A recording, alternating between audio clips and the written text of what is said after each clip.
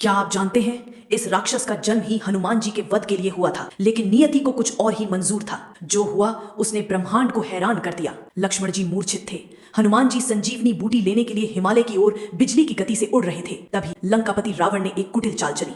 उसने कालनेमी राक्षस को आदेश दिया, जाओ हनुमान का मार्ग रोको। अगर तुम उसे मार पाए तो मैं तुम्हें अपना आधा राज्य दे दूंगा। कालनेमी ने तुरंत एक मायावी साधु का रूप धरा और राम नाम जपते हुए हनुमान के मार्ग में बैठ गया।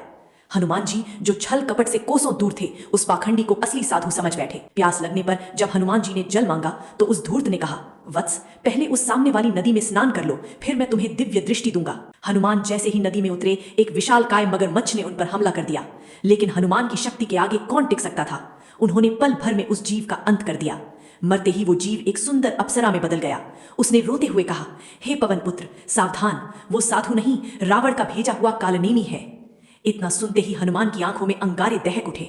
उन्होंने कालनेमी के पास पहुंचकर उसकी गर्दन दबोच ली। दोनों के बीच ऐसा भीषण युद्ध हुआ कि धरती कांपने लगी। अंत में जय श्री राम के प्रचंड उद्घोष के साथ हनुमान जी ने उस पापी का वध कर दिया। समय कम था, सूर्योदय होने वाला था। जब संजीवनी की पहचान नहीं हो पाई तो हनुमान जी ने सोचा, मेरे प्रभु के भाई के प्राण संकट में हैं, मैं हार नहीं मान सकता। और फिर उन्होंने पूरे द्रोणागिरी पर्वत को ही अपनी हथेली पर उठा लिया। गर्व के साथ, बाधाएं चाहे कितनी भी बड़ी क्यों न हो, अपने अपनों की रक्षा के लिए पर्वत उठाने का साहस केवल बजरंग बली में है। जय बजरंग बली। वो तो राम नाम मतवाला है, मांझनी का लाला।